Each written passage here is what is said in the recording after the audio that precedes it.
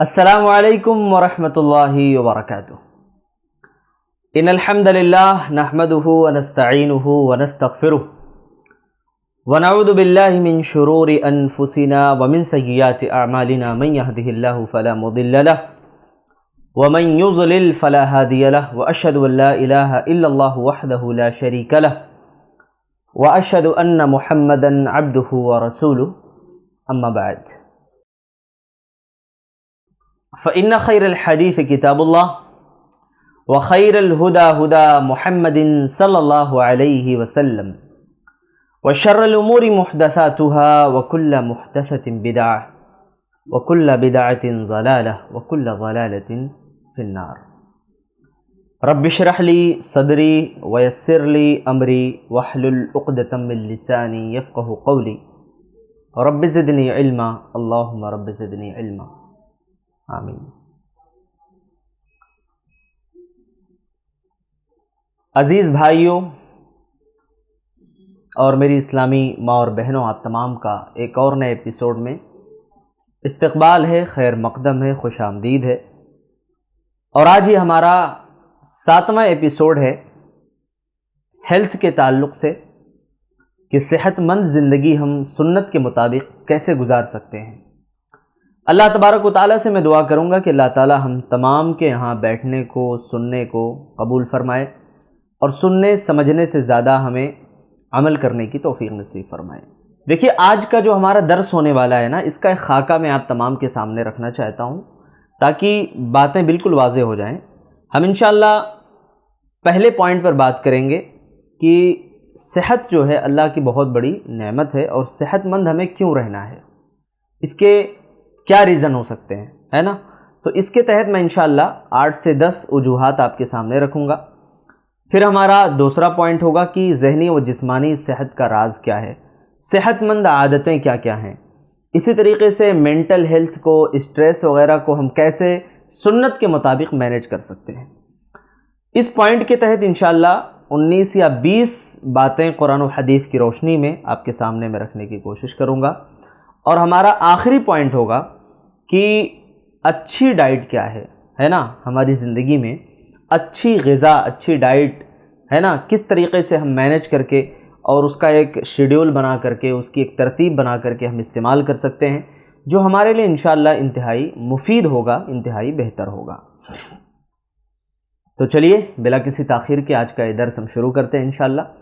دیکھیے، صحت اور تندرستی جو ہے نا، یہ صرف جسمانی حالت کا نام نہیں ہے، بلکہ ایک مکمل اور خوشحال زندگی کی بنیاد ہے صحت مند زندگی۔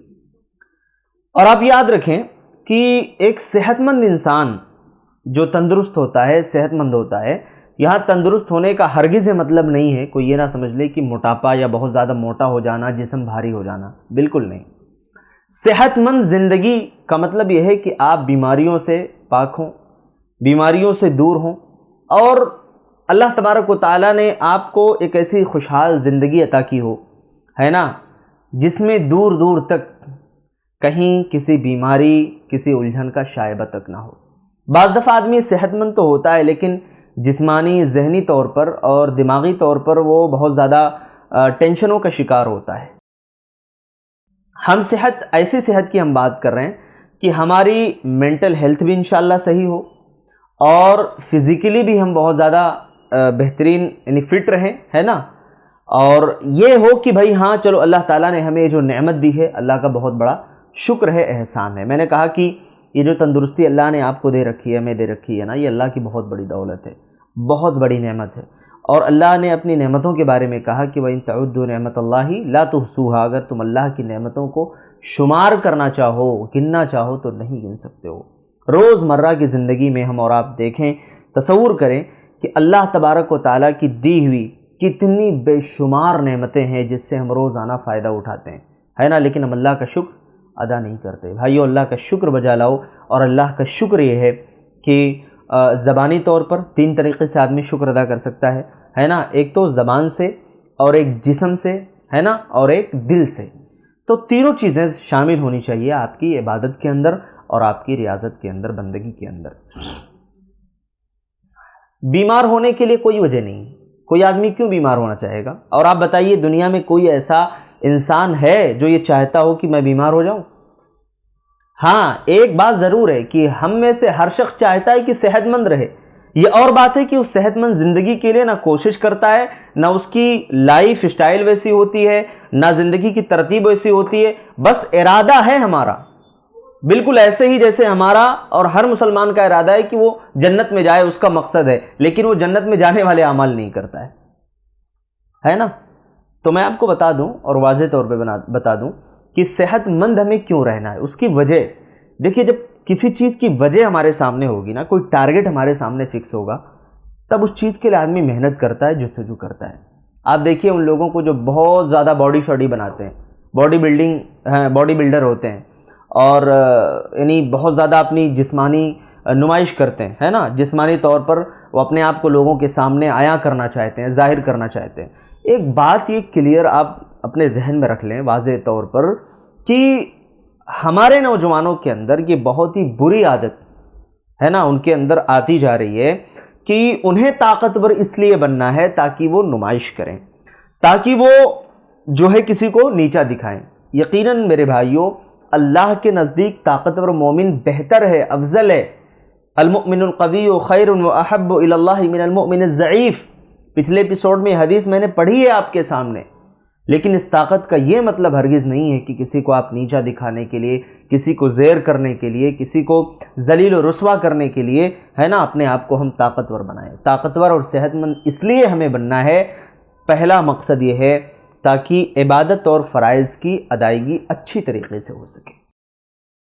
آپ دیکھیے کہ ایک تندرست انسان جو صحت مند ہو، وہ جتنی آسانی سے نماز پڑھ سکتا ہے، قیام، رکوع، سجدہ کر سکتا ہے، کیا ایک بیمار شخص یہ عمل کر پائے گا؟ اس کے لیے مشکل ہے.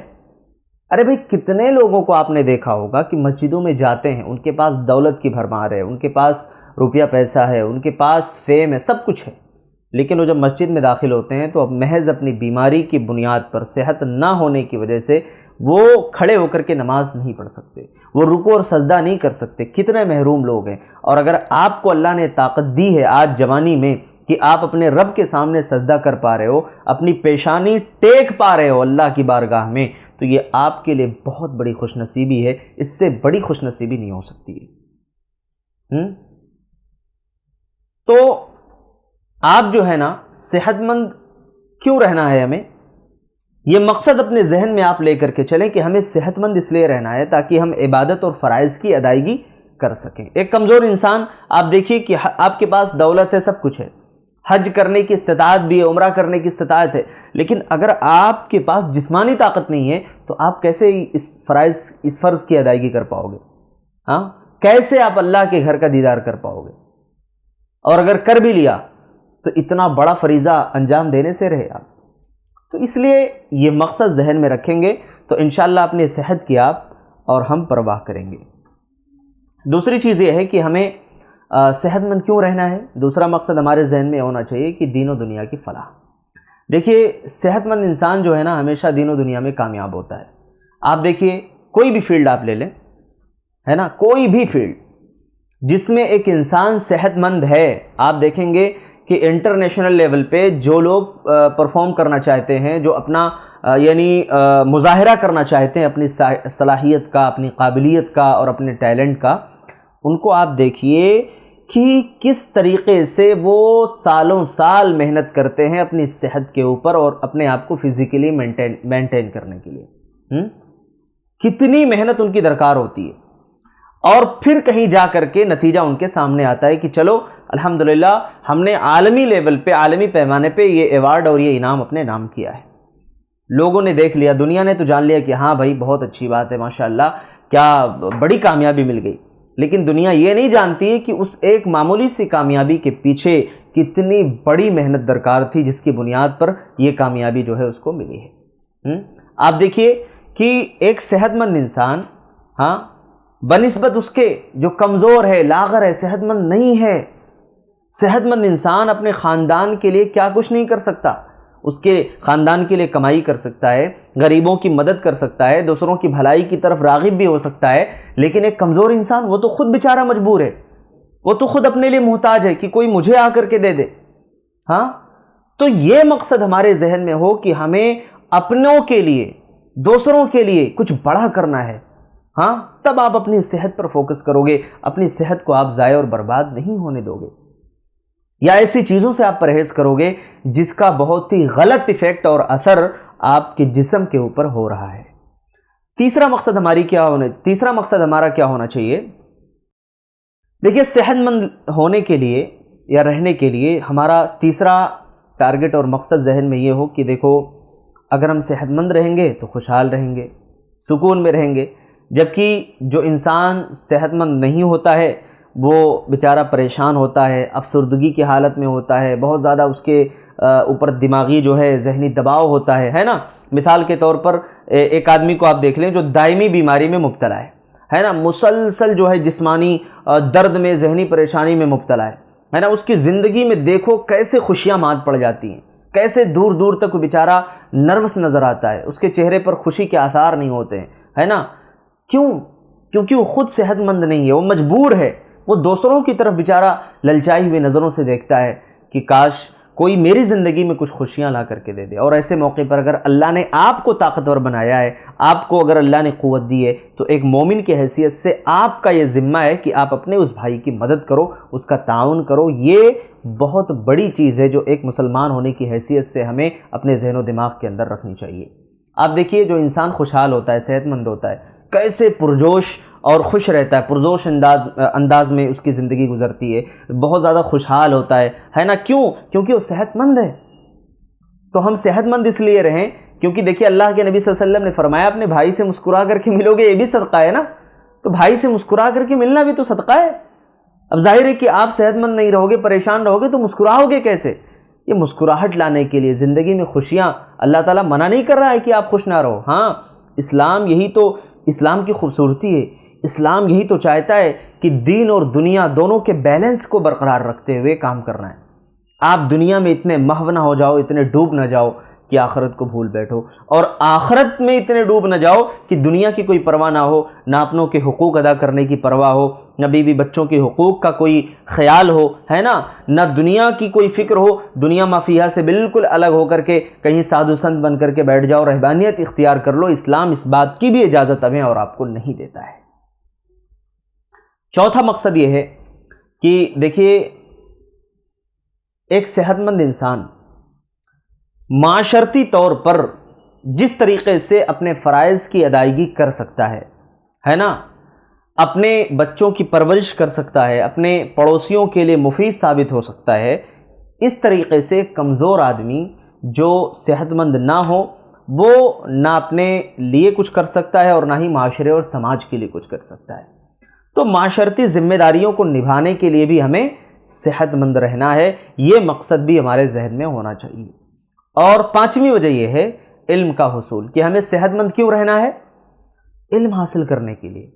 علم اللہ کی بہت بڑی دولت ہے، بہت بڑی نعمت ہے، اور علم کا حصول ایک مسلسل ایسا عمل ہے جس کے لیے ذہنی طور پر، جسمانی طور پر فٹ ہونا، صحت مند ہونا بہت ضروری ہے۔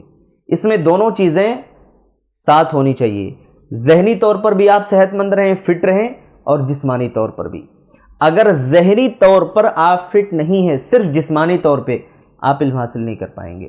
اسی لیے ایک وہ طالب علم جو صحت مند ہو، جسمانی طور پر بھی یا ذہنی طور پر، وہ اچھی طریقے سے جو ہے کامیابی حاصل کر پاتا ہے بہت آسانی سے، اور اس کے لیے مطالعہ کرنا، پڑھنا اور بہت سارے یعنی ایوارڈ اور انعامات اپنے نام کرنا کوئی مشکل کام نہیں ہوتا، بہت آسانی سے سب کچھ کر لیتا ہے نا۔ اچھا، ابھی آپ دیکھ لیں کہ یہ دا وے آف سلفیہ کی طرف سے جو پروگرام الحمدللہ چلایا جا رہا ہے، آپ دیکھیں کہ اس پروگرام میں ایک گھنٹے کا ہمارا یہ درس ہے اور ہماری یہ کلاس ہے، لیکن کتنے ایسے لوگ ہوں گے جو اس 1 گھنٹے کے کلاس کو سننے کے لیے وہ اپنے آپ کو تیار نہیں کر پاتے ہوں گے۔ وہ دوسری ویڈیوز میں، ہے نا، 3 گھنٹے، 4 گھنٹے، جناب 5 گھنٹے اپنے موبائل کا اسکرین ٹائم تو چیک کر لیجئے جناب، 5 6 گھنٹے تک ہم نے ریلز اسکرول کیے ہوتے ہیں، اور ہمیں اس بات کی کوئی خبر نہیں ہوتی کہ ہمارے اوقات زندگی کے کیسے ضائع ہو گئے۔ ہاں، عربی میں یہی تو ایک کہاوت ہے نا کہ الوقت کالسیف ان لم تقطعہ یقطعک، کا یہ وقت جو ہے نا، یہ تلوار کی مانند ہے، اگر اسے نہیں کاٹو گے یہ وقت تمہیں کاٹ دے گا۔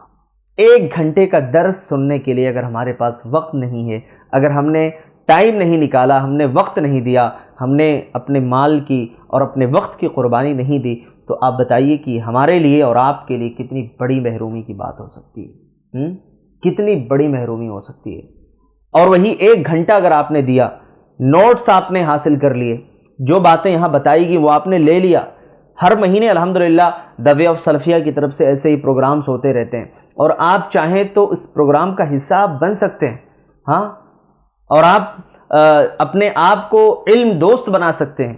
علم سے آپ کو دوستی ہو جائے گی، علم سے آپ کو لگاؤ ہو جائے گا، تو انشاءاللہ آپ کی دنیا اور آخرت سنور جائے گی۔ بہت ساری بنیادی باتیں آپ کو سیکھنے کو ملیں گی، بہت ساری دین کی جو ہے باتوں سے آپ کو واقفیت ہوگی۔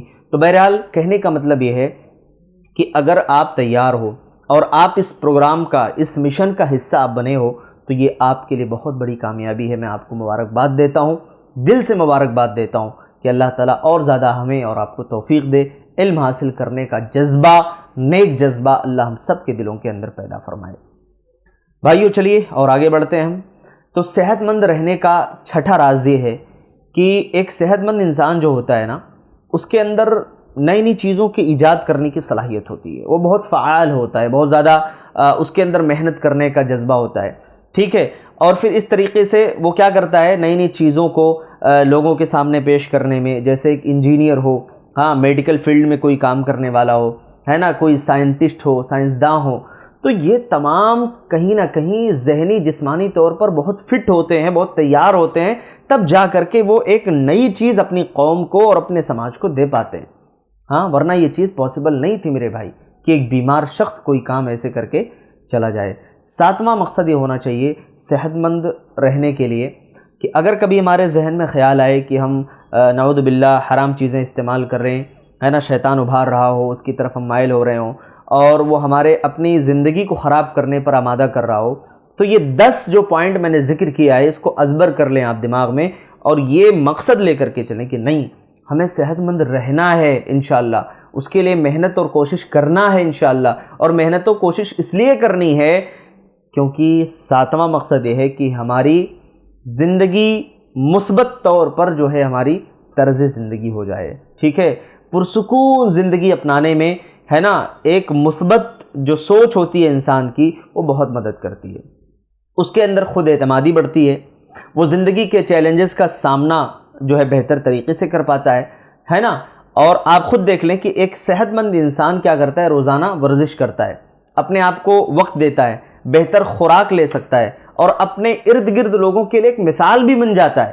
لیکن وہیں پر ایک بیمار شخص، وہ تو بیچارہ زندگی بھر دوائیوں پہ ٹکا ہوتا ہے، کہاں اس کی زندگی صحت و تندرستی والی ہوگی؟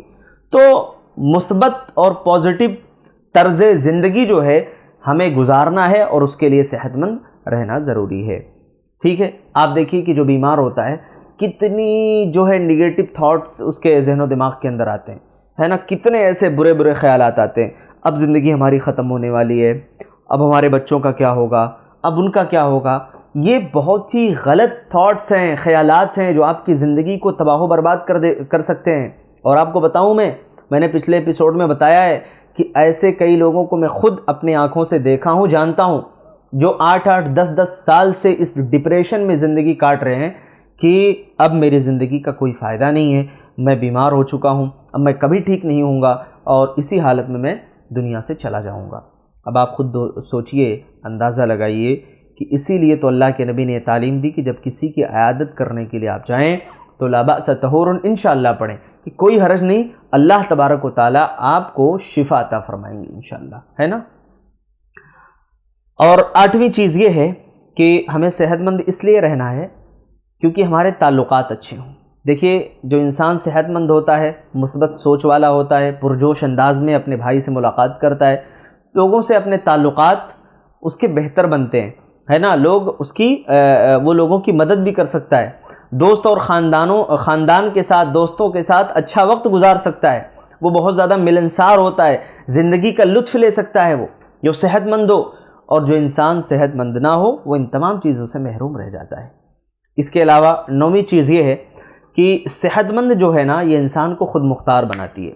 خود مختار ایسے کہ ہم دوسروں پر منحصر نہیں ہوتے، دوسروں پر ڈیپینڈ نہیں ہوتے ہیں، بلکہ اللہ تبارک و تعالیٰ آپ کو خود اپنے پیر پر کھڑا کر دیتا ہے۔ آپ خود سے بہت ساری چیزیں کر سکتے ہو، دوسرے لوگوں کی مدد کر سکتے ہو، ضرورت مند جو لوگ ہیں ان کے لیے آپ جو ہے مثال بن سکتے ہو، ان کی مدد کر سکتے ہو۔ آپ دیکھیے کہ ایک بوڑھا شخص اگر صحت مند ہے تو وہ خود ہی اپنے کام کر لیتا ہے نا، اور اپنے بچوں کے اوپر کبھی بوجھ نہیں بنتا۔ آپ کو کتنے ایسے بوڑھے لوگ مل جائیں گے 80 سال 90 سال کے، ہے نا۔ ابھی پرسوں کی بات ہے، ایک آٹو میں بیٹھا تو دیکھ رہا ہوں کہ جو بزرگ اس کو ڈرائیو کر رہے ہیں، چلا رہے ہیں، ان کی عمر میرے اپنے اندازے کے مطابق تقریباً 70 پلس رہی ہوگی۔ تو میں نے پوچھا، میں نے کہا دادا آپ اتنی عمر کے ہو اور آٹو چلا رہے ہو، ماشاءاللہ بہت خوشی ہوئی، لیکن تکلیف بھی ہوئی کہ آپ کے بچے نہیں ہیں کیا؟ یعنی اولاد سے آپ محروم تو نہیں ہو؟ انہوں نے کہا نہیں بیٹا، اولاد سے محروم نہیں ہے الحمدللہ، لیکن مجھے یہ بات اچھی لگتی ہے کہ میں اپنے ہاتھ سے کماؤں، پھر اپنے ہاتھ کی کمائی میں کھاؤں، بچوں کے اوپر میں ڈیپینڈ نہیں ہوں۔ ہاں ایک لڑکا ہے، وہ تھوڑا سا جو ہے بری عادتوں کا شکار ہو گیا تھا، شراب نوشی کر رہا تھا، تو میں نے اس کو الگ جو ہے گھر دے دیا، الگ اس کی اپنی زندگی ہے، وہ جی رہا ہے، کھا رہا ہے، مجھے اس سے سروکار نہیں ہے، نہ اس کے پیسوں سے مطلب ہے، میں اپنی زندگی الحمدللہ کاٹ رہا ہوں۔ تو بتانے کا مقصد یہ ہے میرے بھائیوں، میری بہنوں، کہ دیکھو انسان جب خود مختار ہوتا ہے نا تو کب ہوتا ہے؟ جب وہ صحت مند ہو۔ کتنے ایسے بزرگوں کو آپ نے دیکھا ہوگا کہ جوانی میں بزنس شروع کیا، ہاں، اور تجارت شروع کی، خود مختار تھے، وہ صحت مند تھے، تب تو بزنس کیا نا انہوں نے، اور نتیجہ یہ نکلا کہ جب بوڑھے ہوئے تو اپنے بچوں کے اوپر ڈیپینڈ نہیں ہوئے۔ ہاں، بچوں نے ان کی عزت کی، ان کا احترام کیا، ان کی قدر کی، ٹھیک ہے، ان کو بے سہارا نہیں چھوڑ دیا۔ تو یہ اللہ رب العالمین کا بہت بڑا احسان ہے کہ اللہ تعالیٰ نے ہمیں صحت دے رکھی ہے۔ اسی طریقے سے 10ویں چیز یہ ہے نا کہ ہمیں صحت مند کیوں رہنا ہے؟ کیونکہ صحت اللہ کی بہت بڑی نعمت ہے، اور اس کا احساس ہمیں بیماری کی حالت میں ہوتا ہے، اور اس نعمت کی قدر کرنے والا شکر گزار بنتا ہے۔ اب اللہ تعالیٰ کا شکر بھی بجا لائیں۔ ابھی شروع میں نے کہا کہ اللہ کا شکر ادا کریں، زبان سے، دل سے، اور اپنی جسمانی اعضاء و جوارح سے عمل کریں کہ اے اللہ تیرا شکر ہے۔ ہم جسم سے اللہ کی عبادت کر کے، دل سے اللہ کی تسبیح و حمد و ثنا کر کے، اور اس کے نعمتوں کا اعتراف کر کے، اور زبان سے اس کو بیان کر کے ہم شکر بجا لا سکتے ہیں، ٹھیک ہے۔ یہ رہا ہمارا پہلا پوائنٹ کہ ہمیں صحت مند کیوں رہنا ہے۔ تو صحت مند اس لیے ہمیں رہنا ہے تاکہ یہ تمام چیزیں، جو ابھی 10 چیزیں میں نے آپ کے سامنے بیان کی ہیں، ہے نا، وہ ہمارے ذہن و دماغ میں رہے کہ صحت مند ہمیں اس لیے رہنا ہے تاکہ خوشحال زندگی ہو۔ صحت مند ہمیں اس لیے رہنا ہے کیونکہ ہمیں علم حاصل کرنا ہے۔ ہمیں صحت مند اس لیے رہنا ہے کیونکہ دین و دنیا کی فلاح و کامیابی چاہیے، معاشرتی ذمہ داریاں ہم ادا کر سکتے ہیں، علم کا حصول ہمارے لیے آسان ہو سکتا ہے، ہمارے اندر چیزوں کو ایجاد کرنے کی صلاحیت پیدا ہو سکتی ہے، ایک پازیٹیو طرز زندگی ہماری ہو سکتی ہے، ہمارے تعلقات اچھے ہو سکتے ہیں، ہم خود پر ڈیپینڈ ہو سکتے ہیں، ہے نا، اور اپنی زبان سے اللہ تعالیٰ کا شکر ہم ادا کریں، یہ ہمارا مقصد ہونا چاہیے۔ اب ہم بڑھتے ہیں اگلے پوائنٹ کی طرف کہ ذہنی و جسمانی صحت کا راز کیا ہے اور صحت مند عادتیں کیا کیا ہیں۔ تیسرا پوائنٹ کہ مینٹل ہیلتھ کو اور اسٹریس وغیرہ کو ہم سنت کے مطابق کیسے مینیج کر سکتے ہیں، کیسے ختم کر سکتے ہیں، اس پر انشاءاللہ ہم بات کریں گے۔ بہت ہی اہم پوائنٹ ہے، آپ سن رہے ہیں تو سن کر کے جائیے، کچھ لے کر کے جائیے، کچھ سیکھ کر کے جائیے۔ پہلی چیز یہ ہے کہ اگر ہمیں ذہنی جسمانی طور پر صحت مند رہنا ہے، اسٹریس کو اپنے ختم کرنا ہے، تو اس کا پہلا طریقہ کیا جانتے ہیں؟ اعتدال میں آپ کھائیے، اعتدال میں پیجیے۔ اعتدال میں کھانے پینے کا مطلب یہ ہے کہ یہ حدیث میں آپ کے سامنے رکھ دیتا ہوں، سنن ترمذی کی 2380۔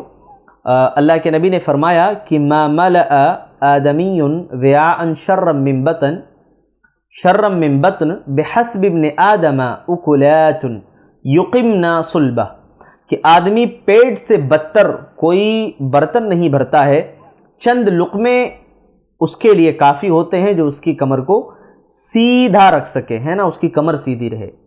فَإِن كَانَ لَا مَحَالَةَ، کہہ رہے ہیں کہ اگر زیادہ کھانا ضروری ہو تو 1/3 فَثُلُثٌ لِطَعَامِهِ، کھانے کے لیے، وَثُلُثٌ لِشَرَابِهِ، اور 1/3 پانی کے لیے، وثلث لنفسی، اور 1/3 جو ہے سانس لینے کے لیے ہونا چاہیے۔ آپ دیکھیے عام طور پر ایسا ہوتا ہے نا کہ پلیٹ میں ہم کھانا اتنا زیادہ اتار لیتے ہیں، نکال لیتے ہیں، جتنا کھانے کی ہماری اپنی کیپیسٹی نہیں ہوتی ہے، طاقت نہیں ہوتی ہے، لیکن وہ کہتے ہیں نا کہ پیٹ تو بھر گیا، بھائی ایمان نہیں بھرا۔ ایسا نہیں ہونا چاہیے۔ آپ جب بیٹھے ہیں کھانے کے لیے، کھانا آپ کے سامنے آیا، اللہ کی بہت بڑی نعمت ہے، اب اس نعمت کی ناقدری نہ کرو۔ زیادہ کھا لو گے آپ، ظاہر سی بات ہے ذہنی طور پر آپ جو ہے یعنی سستی کے شکار ہو جاؤ گے، جسمانی طور پر سست ہو جاؤ گے، اور کچھ دیر کے لیے آرام کرنا اور سونے کا دل کہے گا۔ ایسا اکثر ہوتا ہے کہ جو لوگ بہت زیادہ کھانے کے عادی ہوتے ہیں، ہے نا، بہت زیادہ، اور کھانوں سے انہیں بڑی دلچسپی ہوتی ہے، تو اکثر آپ دیکھیں گے کہ وہ ذہنی اور جسمانی طور پر کہیں نہ کہیں یعنی اس طرح سے سست ہی ہوتے ہیں۔ اس لیے بہت زیادہ کھانا یہ کوئی بہت اچھی عادت نہیں ہے۔ اللہ کے نبی صلی اللہ علیہ وسلم نے اسی لیے اعتدال برتنے کا حکم دیا ہے۔ اچھا، ایک واقعہ اس پر یاد آ رہا ہے، میں آپ کو واقعہ سنا دیتا ہوں۔ واقعہ یہ ہے کہ ایک صاحب جو تھے وہ کھانے کے بڑے عادی تھے کھانے کے، اور اتنی عادت تھی ان کو نا کہ ایک پروگرام میں آئے، وہ پروگرام کا مطلب اجتماع تھا، اور عام طور پر اجتماعات میں کھانے وغیرہ کا انتظام ہوتا ہے، تو مقصد تو ہمارا دین سننا ہونا چاہیے، دین سمجھنا ہونا چاہیے، اور کوئی تیسری چیز یا دوسری چیز ہمارا مقصد نہ ہو۔ بہرحال جب وہ آئے تو کھانا اچھا خاصا ماشاءاللہ بیٹھ کر کے کھایا۔ ایک ٹرپ جو تھی وہ ختم ہو گئی، دوسرے لوگ آ کر کے بیٹھے، تب تک یہ جناب کھاتے جا رہے ہیں۔ تو کسی بھائی نے پوچھ لیا کہ بھائی کیا بات ہے، ماشاءاللہ آپ جو ہے کافی دیر سے بیٹھے ہوئے ہیں۔ تو بھائی نے جواب دیا کہ بھائی کیا کروں، پیٹ نہیں بھرا اس لیے بیٹھا ہوا ہوں، اور کافی دور سے آیا ہوں نا، اور کچھ کرایہ وغیرہ بھی خرچ ہوا ہے، تو سوچ رہا ہوں کہ وہ پیسہ تو وصول لوں۔ مطلب اتنے 3rd کلاس کی سوچ ہے لوگوں کی۔ ہاں، آپ اندازہ لگائیے کہ ہمیں اپنی جان کی پرواہ نہیں ہے، بس جہنم کو ہم بھرتے جا رہے ہیں، لیکن یہ پرواہ نہیں ہے کہ ہماری صحت بنے گی یا بگڑے گی۔ ایسے لوگ جیتے ہیں دنیا کے اندر۔ تو بھائیو، ہمیں دنیا میں کھانا ہے جینے کے لیے، نہ کہ جینا ہے کھانے کے لیے۔ ہمارا مقصد کھانا نہیں ہونا چاہیے، ہمارا مقصد یہ ہو کہ وہ چند لقمے ہم کھا لیں جس سے ہماری کمر سیدھی رہے، ہم اپنا کام کر سکیں، تندرست رہ سکیں، صحت مند رہ سکیں، بیماریوں سے بچ سکیں۔ اچھا، دوسرا کام کیا ہے؟ صحت مند رہنے کے لیے ذہنی طور پر بھی اور جسمانی طور پر، یہ بات یاد رکھیں کہ جب میں یہ بات ذکر کروں گا کہ صحت مند رہنے کے لیے، تو اس میں ذہنی اور جسمانی دونوں شامل ہیں۔ تو دوسری چیز یہ ہے نا، حلال اور پاکیزہ چیزیں آپ کھائیں۔ سورہ بقرہ آیت نمبر 168، اللہ تبارک و تعالیٰ نے فرمایا، یا ایھا الناس کلوا مما فی الارض حلالا طیبا، اے لوگو زمین میں جو حلال اور پاکیزہ چیزیں ہیں وہ کھاؤ۔ 2 باتیں اللہ نے کہیں، ایک جو ہم کھا رہے ہیں وہ حلال ہونی چاہیے، دوسری چیز جو ہم کھا رہے ہیں وہ پاکیزہ ہونا چاہیے، طیب ہونا چاہیے، فریش ہونا چاہیے۔ ہاں، اچھا، ہم کیا کرتے ہیں معلوم ہے؟ ہمیں وہ چیز حلال مل گئی، ٹھیک ہے، اب یہ پرواہ نہیں ہے جناب کہ یہ چیز فریش ہے، طیب ہے کہ نہیں ہے، پاکیزہ ہے کہ نہیں۔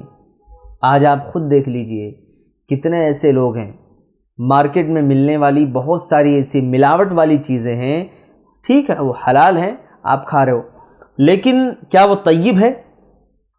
کیا وہ اچھا ہے؟ آپ کی صحت کے لیے کیا وہ مفید ہو سکتا ہے؟ اس بات کی بھی تو پرواہ ہمیں کرنی ہے، اس کی بھی تو خبر رکھنی ہے۔ حلال کھاؤ گے، آپ کی عبادت پر، بندگی پر فرق پڑے گا، ہاں، کہ آپ اچھی طریقے سے اللہ کی عبادت کر پاؤ گے، کیونکہ حلال آپ کھاؤ گے، حلال حرام سے بچو گے، تو ظاہر ہے کہ اللہ کی مدد بھی تو شامل حال ہوگی نا عبادت کرنے کے لیے۔ اور جب حرامی کھاتے رہے گا انسان، تو ذہنی اور جسمانی طور پر اگرچہ وہ صحت مند رہے، لیکن روحانی طور پر وہ کبھی بھی صحت مند نہیں ہو سکتا ہے۔ تو حلال اور پاکیزہ چیزیں کھائیں، ایسی چیزیں جو مشکوک ہوں یا حرام ذرائع سے آئی ہوئی ہوں اس سے پرہیز کریں۔ ہمارے یہاں کیا ہوتا ہے، ہم سفر کر رہے ہیں کہیں دور، لمبا سفر ہے، کار میں جا رہے ہیں، اب ہمیں کیا دکھتا ہے، کہیں کوئی ڈھابا نظر آ گیا، کچھ کھانا پینا ہے، ہم چلے گئے، ہم نے یہاں تک نہیں دیکھا، نہ سوچا، نہ غور کیا کہ یہاں ملنے والے جو کھانے ہیں، ہے نا، جو بھی ملنے والے نان ویج ہے، ٹھیک ہے، یا جو بھی چیزیں یہاں مل رہی ہیں، ہاں وہ صحیح ہے یا نہیں ہے، حلال ہے یا حرام ہے، ہاں جھٹکے والی ہے یا کیا ہے معاملہ آخر، اس بات کی پرواہ نہیں ہمارے یہاں، بس فاسٹ فوڈ کی دکان دکھ گئی، ہاں ماشاءاللہ بھائی یعنی فرائی والا رائس ہے، ماشاءاللہ بڑا ٹیسٹ ہے کھانے کا، چلو یہاں کھا لیتے ہیں، لیکن ہم یہ نہیں دیکھتے کہ یہ کھانا حلال ہے یا نہیں۔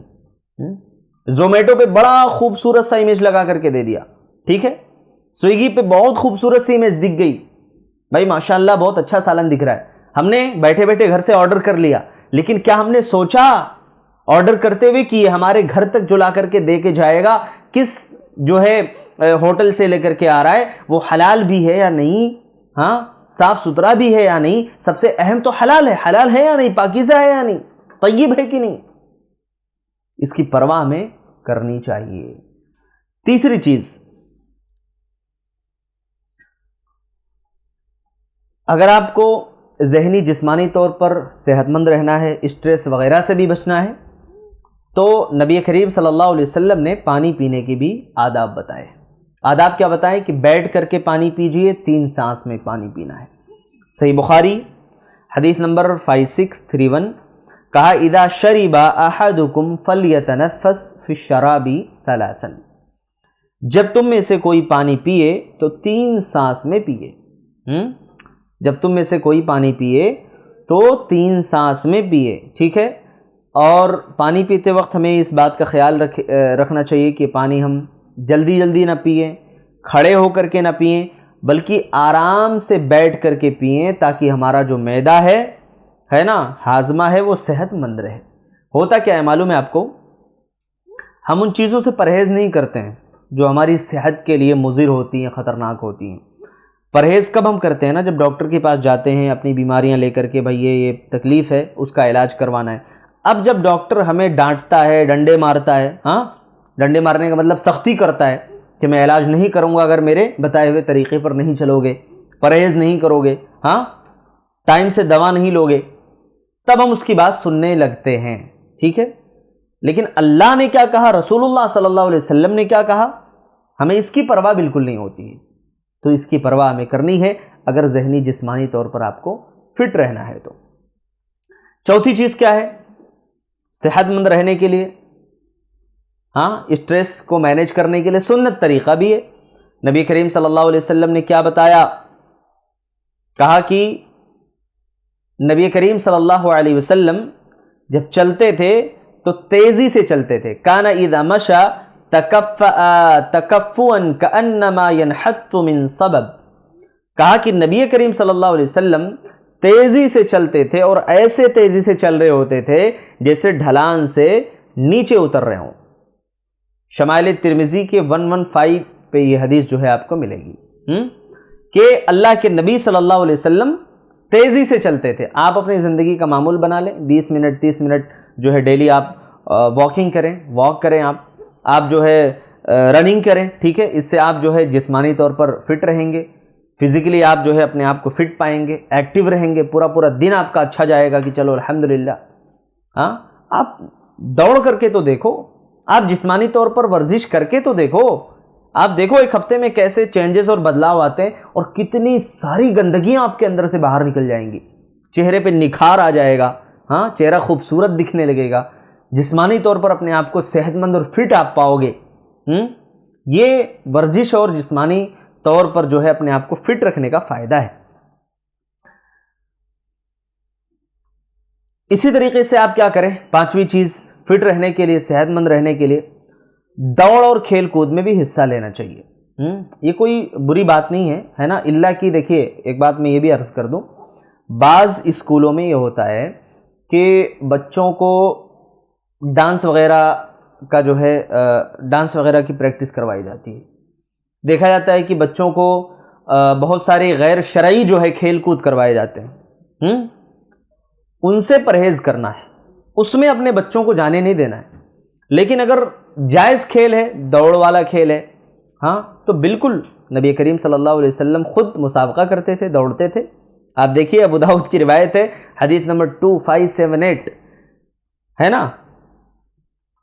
حضرت اما عائشہ فرماتی ہیں کہ سابقت النبی صلی اللہ علیہ وسلم فسبقتہ، میں نبی صلی اللہ علیہ وسلم کے ساتھ دوڑی اور میں جیت گئی. یہ کب کی بات ہے؟ جب حضرت اما عائشہ مومنوں کی ماں، اس وقت وہ جسمانی طور پر ہلکی پھلکی تھی، بہت زیادہ موٹی نہیں تھیں، تو دوڑ لگائی اور اللہ کے نبی صلی اللہ علیہ وسلم سے آگے نکل گئیں. اس کے بعد ایک اور بار انہوں نے دوڑ لگایا تھا، لیکن اس وقت موٹی تھیں، صحت مند ہو گئی تھی، تو اللہ کے رسول صلی اللہ علیہ وسلم آگے نکل گئے. تو آپ نے مسکرایا اور کہا کہ عائشہ یہ اس دوڑ کا بدلہ ہے. دیکھیے اللہ کے نبی کتنی محبت کرتے تھے اپنی بیویوں سے، ان کے ساتھ کھیلتے تھے، ان کے ساتھ دوڑ لگاتے تھے. ہاں آج حالت یہ ہے کہ اگر کوئی بیچارہ اپنی بیوی کے ساتھ ایسے کھیلنے لگے، ہاں یا پھر باہر کہیں نکل جائے اس طریقے سے، لوگ کہیں گے تو جورو کا غلام بن گیا ہے، یہ بیوی کا غلام بن گیا ہے. ہاں بولیں گے کہ نہیں بولیں گے؟ یہ پانچویں چیز ہے. تو آپ کیا کریں؟ آپ کیا کر سکتے ہیں؟ نبی صلی اللہ علیہ وسلم دوڑ لگاتے تھے، آپ کم از کم اگر روزانہ نہیں دوڑ سکتے ہیں 2 دن میں ایک بار آپ دوڑیں، سائیکلنگ کریں یا کوئی صحت مند کھیل کھیلیں جس سے آپ اپنے آپ کو فٹ رکھ سکیں. چھٹی چیز یہ ہے کہ جسمانی قوت کو آپ بڑھائیں. جسمانی قوت کو کیسے بڑھانا ہے؟ اچھی غذا لیجئے، جو اچھی غذائیں آپ کی طاقت کو بڑھا سکتی ہیں.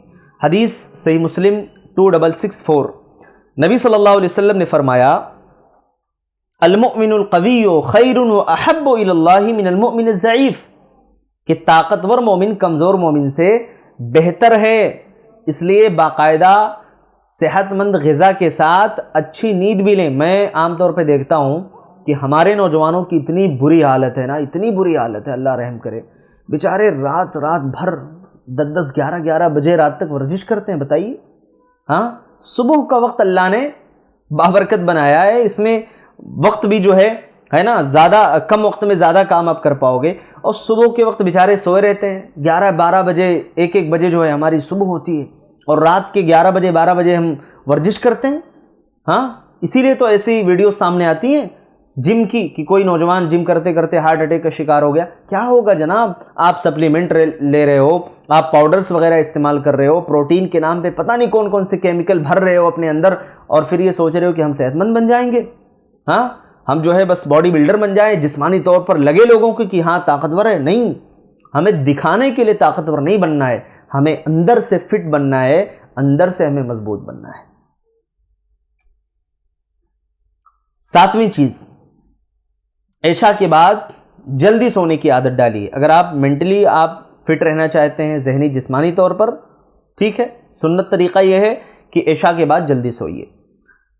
اللہ کے نبی صلی اللہ علیہ وسلم نے فرمایا، صحیح بخاری حدیث نمبر 568، کہا کہ کان یکرہ النوم قبلها والحدیث بعدها، اللہ کے رسول صلی اللہ علیہ وسلم عشاء سے پہلے سونے کو ناپسند کرتے تھے اور عشاء کے بعد بات چیت کرنے کو ناپسند کرتے تھے. ہماری حالت یہ ہے کہ ہم نے رات کو دن اور دن کو رات بنا رکھا ہے. ہاں ایسا نہیں کرنا چاہیے. ہمیں عشاء کے بعد جو فضول گپ شپ ہے یا موبائل کا استعمال ہے اس سے پرہیز کریں. عشاء کے بعد جلدی سو جائیں تاکہ فجر میں اٹھنا ہمارے لیے آسان ہو. 8ویں چیز یہ ہے کہ وضو کے ساتھ سوئیں، ہے نا. اللہ کے نبی صلی اللہ علیہ وسلم کے بارے میں آتا ہے، صحیح بخاری کی حدیث ہے 247، فرمائے کہ اذا اتیت مضجعک فتوضأ وضوءک للصلاۃ.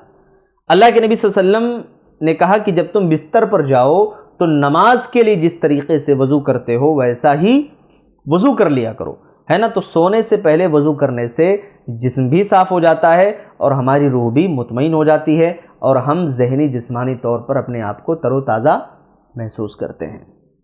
9ویں چیز کیا ہے؟ ذہنی جسمانی طور پر اپنے آپ کو فٹ رکھنا چاہتے ہیں، آپ سونے سے پہلے کے اذکار پڑھ لیں.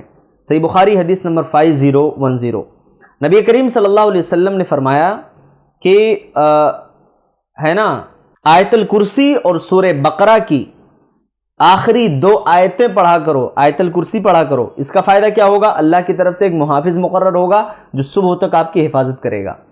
اور سورہ بقرہ کی آخری 2 آیتیں پڑھ لیا کرو. اس کا فائدہ کیا ہوگا کہ آپ ہر طریقے کے یہ آیت ہر چیز کے لیے آپ کے لیے دنیا مافیہ میں کافی ہو جائے گی انشاءاللہ۔ اب کافی ہو جائے گی، اللہ نے کہہ دیا، کس چیز کے لیے کافی ہوگی آپ اور ہم سوچ بھی نہیں سکتے ہیں، بس اللہ نے اتنا ہی کہہ دیا کہ یہ سورہ تمہارے لیے کافی ہے، تو اس کو بھی پڑھا کریں سونے سے پہلے، تاکہ برے خواب سے بچ سکیں، وسوسوں سے بچ سکیں، اور شیطان سے آپ کی حفاظت ہو جائے۔ 10ویں چیز یہ ہے کہ صبح جلدی اٹھنے کی عادت ڈالیے، ہے نا۔ اگر آپ کے اندر عادت نہیں ہے، آپ 12 بجے 1 بجے دن میں آپ بیدار ہو رہے ہیں، تو آپ کم سے کم جلدی صبح اٹھنے کی عادت ڈالیے۔ اللہ کے نبی صلی اللہ علیہ وسلم نے فرمایا، ابو داؤد کی روایت ہے، 2606 نمبر کی حدیث ہے، 2606، فرمایا کہ اللہم بارک لامتی فی بکورہا، اے اللہ میری امت کے لیے صبح کے وقت میں برکت ڈال دے۔ آپ دیکھیے کہ صبح کے وقت جو بھی کام آپ کرتے ہوں گے یا ہم کرتے ہیں، اس میں بڑی برکت ہوتی ہے نا۔ کام اگرچہ 2 گھنٹے 3 گھنٹے کا ہے، ہم فجر میں بیدار ہو گئے، ہم نے 6 بجے سے کوئی کام کرنا شروع کیا، 9 بجے تک کام سے فارغ ہو گئے الحمدللہ۔ اس کے بعد بہت زیادہ اگر نیند آ رہی ہے، آدھے گھنٹے پون گھنٹے آرام کر لیں، پھر آپ بیدار ہو، پھر کوئی کام کرنا شروع کریں۔ لیکن اگر آپ صبح بیدار نہیں ہوئے، آپ نے 10 بجے 12 بجے آپ بیدار ہوئے، تو 1 گھنٹہ تو پہلے دماغی طور پر اپنے آپ کو بیلنس کرنے میں چلا جائے گا، ٹھیک ہے، کہ چلو ٹھیک ہے، اب موڈ میرا بنا ہے اب کام کرنے کے لیے۔ پھر اس کے بعد 3 گھنٹے آپ کام کرتے ہو تو پتہ چلا عصر کا وقت ہو گیا، پورا دن خراب ہے نا۔ کتنے ایسے لوگوں کے ساتھ ہوتا ہے کہ وہ دوپہر میں اٹھے، عصر کے وقت بیدار ہوئے، اس کے بعد کہہ رہے ہیں کہ بھائی پورا دن خراب ہو گیا، آج تو کچھ کر ہی نہیں پایا۔ کیسے آپ کر پاؤ گے؟ آپ کی صبح سونے میں چلی گئی، جو برکت کا ٹائم تھا، ہے نا، اس وقت آپ بیدار ہوتے، اس وقت آپ کوئی اپنا کام کرتے، اللہ تعالیٰ برکت عطا فرماتا، پورا دن ضائع نہیں ہوتا۔ تو اس لیے جو ہے اپنی عادت ڈالیں، فجر پڑھیں، اور اس کے بعد جو ہے اپنے جو بھی کام ہیں انشاءاللہ اس کو بآسانی کر سکتے ہیں۔ 11ویں چیز یہ ہے، ذہنی طور پر جسمانی طور پر فٹ رکھنے کے لیے 5 وقتہ نمازوں کی پابندی بہت ضروری ہے۔ سورہ عنکبوت آیت نمبر 45 میں اللہ نے فرمایا، ان الصلاۃ تنہی عن الفحشاء والمنکر، بے شک نماز بے حیائی سے اور برائی سے روکتی ہے۔ 12ویں چیز یہ ہے کہ صفائی کا ہم اہتمام کریں۔ صحیح مسلم حدیث نمبر 223، اللہ کے نبی صلی اللہ علیہ وسلم نے فرمایا کہ الطہور شطر الایمان، صفائی آدھا ایمان ہے۔ لیکن مجھے افسوس کے ساتھ یہ کہنے دیجئے کہ آج مسلم علاقوں میں آپ چلے جائیں، ان کے گلیوں میں، ان کے محلوں میں کہیں کچرا کسی کے دروازے کے سامنے پڑا ہے، کہیں گندگی کسی کے گھر کے سامنے روڈ پر پڑی ہے، لیکن کوئی ہمیں پرواہ نہیں ہے۔ ہم صرف نام کے مسلمان ہیں، صفائی ستھرائی کا کوئی اہتمام نہیں، نہ ہمارا لباس۔ ہاں، اگر ہمیں دکھانا ہو لوگوں کو، شادی میں جانا ہے، فنکشن میں جانا ہے، تب تو ہمارے کپڑے بھی صاف ہوں گے جناب، ہمارے گھر بھی صاف ستھرے ہوں گے، ٹھیک ہے، لیکن اللہ کے لیے ہم اتنی صفائی نہیں کر پاتے۔ ارے اللہ کے بندو، مسلمان ہو، اسلام تو صفائی کی تعلیم ہی دیتا ہے، اسلام نے تو آدھا ایمان کہہ دیا صفائی ستھرائی کو۔ مجھے کہتے ہوئے یہ بات بالکل شرم آ رہی ہے، لیکن کہنا پڑ رہا ہے کہ اجنبیوں کے گھروں میں آپ چلے جائیں جن کا اسلام سے کوئی لینا دینا نہیں، اور ان کے گھروں میں دیکھیے صفائی کا کتنا اہتمام ہے کہ نہیں ہے؟ تو صفائی کا اہتمام کریے، اپنے کپڑوں کی صفائی کیجیے، روزانہ اگر ممکن ہو تو غسل کر لیجئے، ٹھیک ہے، اپنے گھر کو صاف رکھیے، اپنی عادت بنا لیں ان تمام چیزوں کو صاف رکھنے کی، ہے نا۔ کہیں کوئی چیز بکھری پڑی ہو، کہیں کوئی گندگی پڑی ہو، کوئی غیر ضروری چیز رکھی ہو، تو ایسا نہ ہو کہ نہیں بس یوں پڑی ہے تو پڑی رہے۔ کچھ گھروں کے اندر معاف کیجئے گا، اللہ تعالیٰ ہدایت دے ایسے مردوں کو بھی اور ایسی خواتین کو بھی، کہ وہ مرد جو ہے گندگی پسند ہوتے ہیں۔ بعض خواتین ماشاءاللہ بہت جو ہے صفائی پسند ہوتی ہیں، لیکن ان کے مرد جو ہوتے ہیں وہ بڑے گندگی پسند ہوتے ہیں۔ ہاں، ایسا نہیں کرنا ہے۔ شوہر بھی صفائی پسند ہو، وہ بھی اپنی عادت میں اس چیز کو شامل کرے۔ ہاں، کتنے ایسے رشتوں کو تو میں نے محض اس لیے ٹوٹتے ہوئے دیکھا ہے کہ بیوی کہیں صاف ستھری نہیں رہتی ہے تو کہیں شوہر نہیں صاف ستھرا ہے۔ ایک جو ہے کیس آیا ایسے ہی طلاق کا، شوہر شکایت کر رہا ہے کہ بھائی یہ بیوی ہماری جو ہے 10 12 دن ہو جاتا ہے نہاتی ہی نہیں ہے، غسل ہی نہیں کرتی ہے۔ بتائیے، اس بنیاد پر طلاق والے معاملات ہو رہے ہیں، تو یہ افسوس اور شرمندگی کی بات نہیں، ہمارے لیے ڈوب مرنے کی بات نہیں ہے۔ ارے مسلمان کو یہ سبق سکھانا پڑے، مسلمان کو یہ درس دینے والی بات ہے کہ تم صفائی کا اہتمام کرو۔ عید الاضحیٰ کے موقع پر آپ نکل جائیں مسلمان محلوں میں، کہیں دیکھیے اوجھڑی وہاں پڑی ہے، کہیں گندگی وہاں پڑی رکھی ہے، کسی چیز کا کوئی اہتمام ہی نہیں ہے جناب۔ یہاں سے اسمیل آ رہی ہے، وہاں سے بدبو آ رہی ہے، کیا ہے یہ؟ خالی ہم گوشت کھانے کے مسلمان ہیں، صفائی ستھرائی کے مسلمان نہیں۔ مسلمان ہیں تو سچے اور پکے مسلمان بنے بھائیوں۔ بات تھوڑی سی کڑوی ضرور ہو سکتی ہے لیکن حقیقت پر مبنی بات ہے۔ اور آگے چلیے، 13ویں چیز یہ ہے کہ ہم مسواک کا اہتمام کریں۔ بہت سارے لوگ ایسے ہیں بیچارے، ان کے منہ سے عجیب طرح کی اسمیل آتی ہے، گندگی، یعنی ایسا لگتا ہے کہ بیچارے کسی بیماری میں مبتلا ہے۔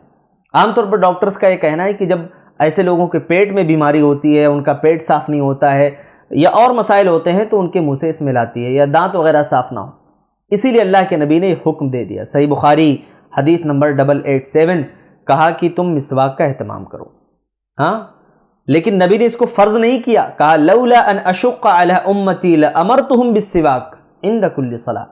ایک روایت میں عند کل وضو ہے کہ اگر مجھے اپنی امت کے اوپر مشقت کا خوف نہ ہوتا تو میں ہر نماز پر تمہیں مسواک کا حکم دیتا کہ ہر نماز کے وقت تم کیا کرو؟ مسواک کرو۔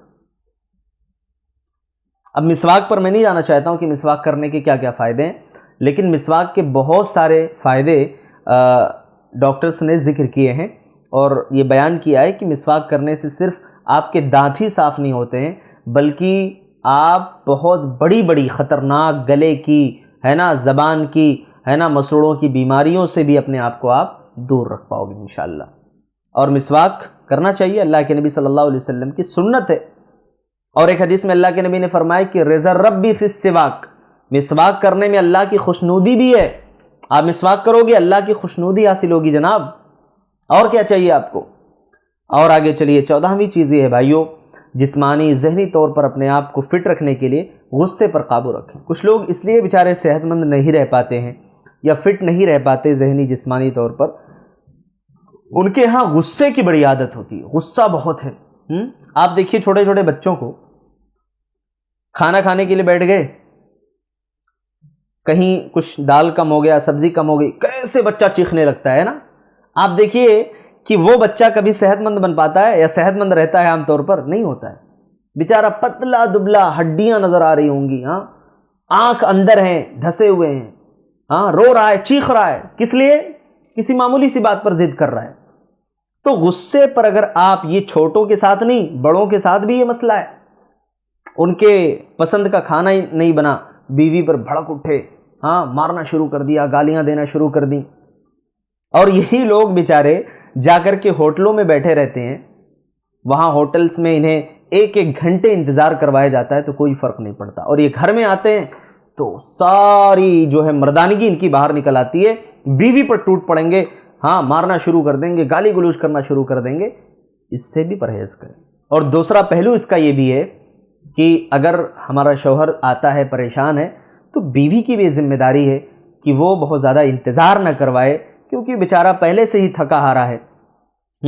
تو شوہر بھی صبر کرے اور بیوی بھی اپنے حقوق کی ادائیگی میں کوتاہی نہ کرے، یہ بھی ساری چیزیں مہیا رکھے، کیونکہ یہ گھر کی مالکن ہے، ہاں، گھر کی یہ ملکہ ہے بھائی، اس کو تمام چیزیں مہیا کرنا اس کی ذمہ داری ہے بیوی کی۔ ہاں، اللہ کی وہ بیمار ہو، کوئی مسئلہ ہو تو الگ بات ہے، ٹھیک ہے۔ تو دونوں کو، کیونکہ میاں اور بیوی یہ دونوں گاڑی کے ایک الگ الگ پہیے ہیں، اگر کوئی ایک نکال دو تو یہ گاڑی بیلنس نہیں رہے گی، گر جائے گی اور نہ چل سکتی ہے۔ تو زندگی کی گاڑی کو بھی آگے چلانے کے لیے دونوں میں بیلنس کا ہونا بہت ضروری ہے۔ اگر ایک ٹائر میں ہوا نہیں ہے تب بھی گاڑی آگے نہیں بڑھ سکتی ہے، ہاں، اگر نکال دو تب تو اور نہیں آگے بڑھے گی، ٹھیک ہے۔ تو یہ چیز ہے، اللہ کے نبی صلی اللہ علیہ وسلم نے اسی لیے فرمایا کہ اذا غضب احدکم فلیسکت، جب تم میں سے کوئی غصہ کرے تو خاموش رہے۔ مسند احمد کی روایت ہے، حدیث نمبر 21344 ہے نا۔ اسی لیے غصہ آئے تو آپ کیا کر لیں؟ وضو کر لیں، جگہ بدل لیں، ہے نا۔ آپ بیٹھے ہیں تو لیٹ جائیں، ٹھیک ہے، کھڑے ہیں تو بیٹھ جائیں، ہے نا، اور ٹھنڈا پانی استعمال کریں، وضو کر لیں۔ اس طرح سے کیا ہوگا؟ غصے پر آپ قابو پا لیں گے۔ 15ویں چیز یہ ہے کہ ذہنی جسمانی طور پر صحت مند رہنے کے لیے اچھی صحبت اختیار کریں، نیک لوگوں کی صحبت، ان کے ساتھ بیٹھو گے اچھی باتیں ہوں گی، بری باتیں نہیں ہوں گی۔ اور اللہ کے نبی نے فرمایا کہ المرء علی دین خلیلہ، آدمی اپنے دوست کے دین پر ہوتا ہے۔ فلینظر احدکم من یخالل، اس لیے دیکھو کہ وہ کس کو دوست بنا رہا ہے، ٹھیک ہے۔ تو دوست ایسوں کو بنائیں جو دین کی یاد دلائیں، ہے نا، دین کی طرف راغب کریں، دنیا کے بارے میں اور دنیاوی جو ہے نا برائیوں کے بارے میں کوئی ڈسکشن نہ ہو ان کی مجلس میں، ٹھیک ہے۔ اسی طریقے سے 16ویں چیز یہ ہے کہ صحت مند رہنے کے لیے مسکرانا بہت ضروری ہے جناب، مسکرانا، اور مسکرانے کا مطلب یہ ہوا کہ آپ اپنے بھائی سے مسکرا رہے ہو، مل کر کے مسکراؤ، ملاقات کرو، آپ کے چہرے پہ مسکراہٹ ہونی چاہیے، خوش اخلاقی ہونی چاہیے۔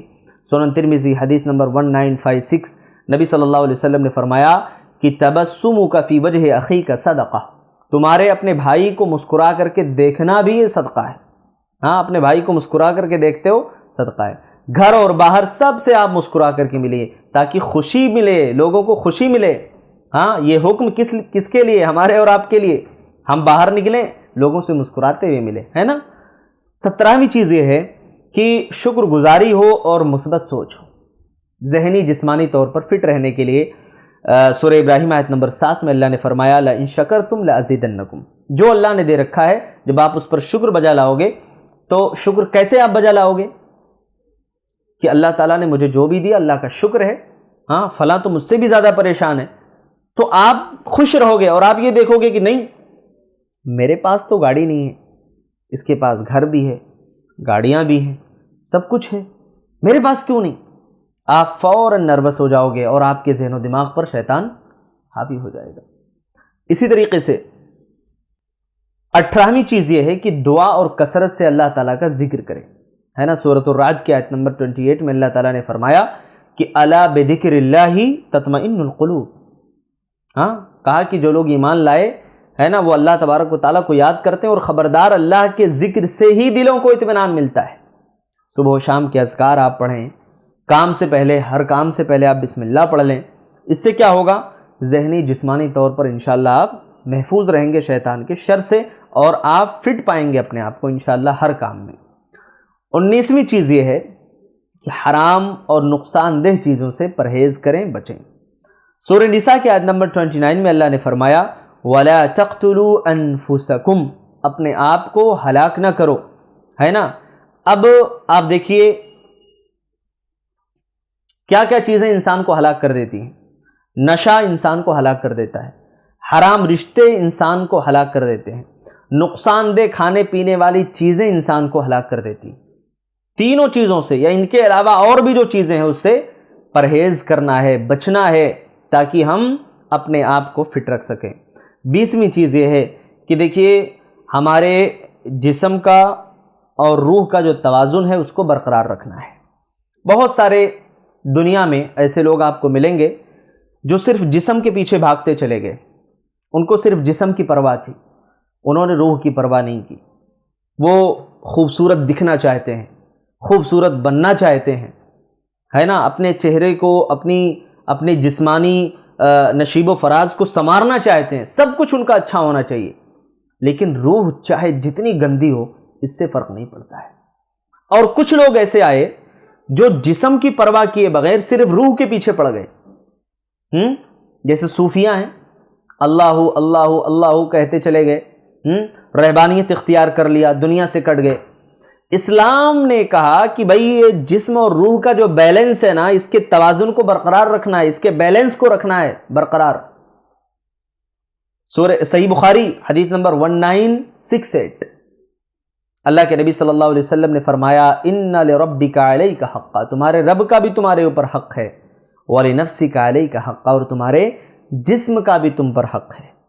تو جسم کا بھی حق ادا کریں آپ، اللہ کا بھی جو حق ہے اس کو ادا کرتے رہیں، کیونکہ یہ ضروری ہے، اور دونوں کے بیلنس کو برقرار رکھنا یہ ہماری اور آپ کی ذمہ داری ہے۔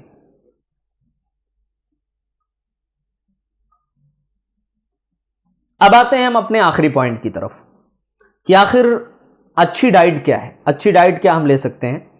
دیکھیے اچھی ڈائٹ کے لیے ضروری ہے کہ ایک تو ہمارے ناشتے کا وقت متعین ہونا چاہیے، کہ ہم بالکل صبح ناشتہ کر لیں، ایسا نہ ہو کہ 12 بجے اٹھ رہے ہیں تو ہم دوپہر میں ناشتہ کر رہے ہیں، دوپہر کا کھانا ہمارا عصر کے بعد ہو رہا ہے، پھر شام کا کھانا رات میں 12 بجے کھا رہے ہیں۔ ایسے صحت نہیں بنتی ہے۔ صحت آپ کو اگر اپنا جسم بیماریوں سے پاک رکھنا ہے، ہاں، اگر ہمیں یہ نہیں سننا ہے کہ تمہارے جسم میں کولیسٹرول بڑھ گیا، ہاں بی پی کے مریض بن گئے، تھائرائیڈ کے جو ہے مریض بن گئے اور بیماری آ گئی، بچنا ہے نا، ان ڈائٹس کو آپ فالو کر لیں انشاءاللہ۔ کیا کرنا ہے آپ کو؟ ناشتے میں ہلکی پھلکی غذا لیں، لیکن جو آپ لے رہے ہیں وہ غذائیت سے بھرپور ہونی چاہیے۔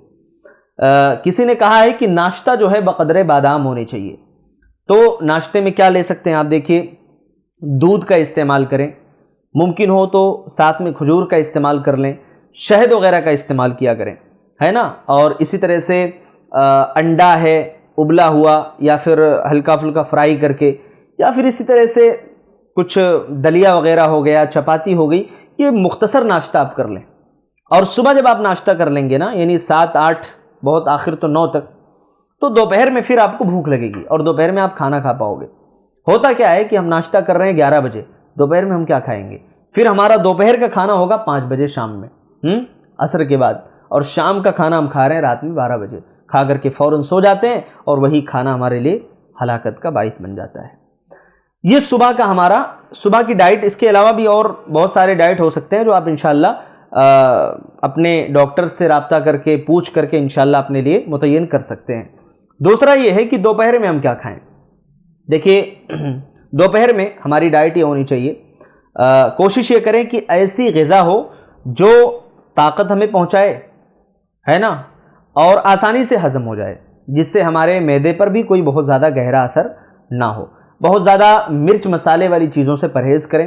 ہمارے ہندوستان میں تو ماشاءاللہ تیز کھانے کافی لوگوں کو پسند ہوتے ہیں کہ کھانا تیز ہونا چاہیے، اس کے اندر ذائقہ لانے کے لیے پتہ نہیں کون سے کلرز ڈال دیں گے، کون سے جو ہے نا ریڈی میڈ جو مسالے آتے ہیں ڈال دیتے ہیں، اور بعد میں ہمیں پتہ چلتا ہے کہ جناب ان مسالوں کو کھانے سے تو کینسر کی بیماری ہو رہی ہے، اس کو کھانے سے تو یہ بیماریاں ہو رہی ہیں، لیکن ہم نے صرف ذائقے کو ترجیح دیا ہے، اپنی صحت کو نہیں۔ یہ غلط ہے کہ نہیں ہے؟ آپ کیا کریں؟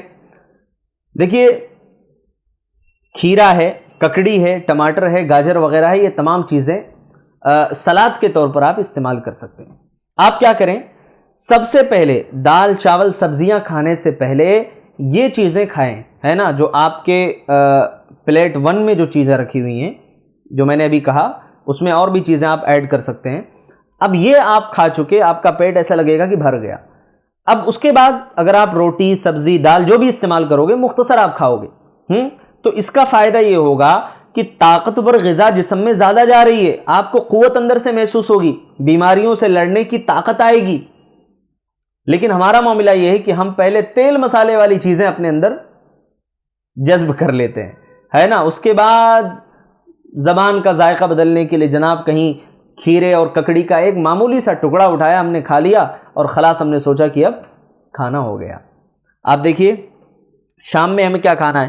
ہوتا یہ ہے نا کہ ہمارا دوپہر کا ناشتہ بہت ہلکا پھلکا ہو رہا ہے، دوپہر کا کھانا ہمارا بہت کم ہو رہا ہے، صبح کا ناشتہ بہت کم ہو رہا ہے نا۔ اب شام میں تو ہماری پارٹیاں ہوتی ہیں، بالکل حلق تک ہم کھا لیں گے، اور اس کے بعد پھر خبر آتی ہے کہ جناب فلاں کا ہارٹ اٹیک سے انتقال ہو گیا، فلاں دعوت سے آئے تھے، رات میں سوئے، صبح اٹھے ہی نہیں۔ ہاں، رات کا جو ہمارا کھانا ہے، رات کا کھانا ہمارا بہت ہلکا پھلکا ہونا چاہیے، بہت ہلکا کھانا مختصر کھا لیں، ایسا لگے کہ جیسے ہم نے کھایا ہی نہ ہو۔ اور اس سے پہلے، کھانے سے تھوڑی دیر پہلے، اگر ممکن ہو، اللہ نے آپ کو نوازا ہو، تو سیب ہو گیا، ہے نا، پپیتے وغیرہ ہو گئے، کیلا ہے، موز ہے، انگور ہے، یہ تمام چیزیں جو ہے آپ استعمال کر لیں۔ اس کے بعد شام میں مختصر کھانا کھا لیں، ہے نا۔ اس کو باضابطہ ایک شیڈول اور ترتیب کے ساتھ آپ کو کرنا ہے، تب یہ چیز آپ کے لیے انشاءاللہ مفید ہوگی۔ اسی طریقے سے کھانے کا جو ماحول ہے ہمارے یہاں، دیکھیے، اگر ہمیں اپنی ڈائٹ اچھی رکھنی ہے نا، اپنی صحت اچھی رکھنی ہے، تو کھانے کا جو معاملہ ہے، اپنے گھر میں ایک سسٹم بنائیں کہ عشاء سے پہلے کھانا ہم بالکل کھا کر کے ختم کر دیں۔ ہاں، ایسا نہ ہو کہ نہیں 2 لوگوں نے کھا لیا عشاء سے پہلے، اس کے بعد باقی لوگ بچے ہوئے عشاء کے بعد کھاتے ہیں، نہیں، ماحول ایسا بنائیں۔ اگر آفس میں کام کر رہے ہیں، آفس میں آپ کا کام کرنا آپ کی صحت سے زیادہ امپورٹنٹ نہیں ہے۔ اگر آپ کی صحت اچھی نہیں تو آپ نہ آفس جا پاؤ گے، نہ آفس والے آپ کو رکھیں گے، نہ کوئی آپ کو پوچھے گا۔ اس لیے 2 گھنٹے 3 گھنٹے پہلے آپ اپنے گھر آ جاؤ، آفس سے چلے آؤ، وہی وقت آپ صبح میں لگا لو، لیکن اپنی صحت کو ہرگز داؤں پہ مت لگاؤ، کیونکہ اللہ کی بہت بڑی نعمت ہے، اور ایک بار اس سے ہاتھ دھو بیٹھو گے ہے نا تو پھر پچھتانے سے وہ چیز واپس نہیں آئے گی۔